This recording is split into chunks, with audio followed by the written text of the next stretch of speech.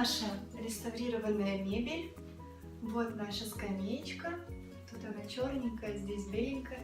Здесь красные подушечки из Икеи.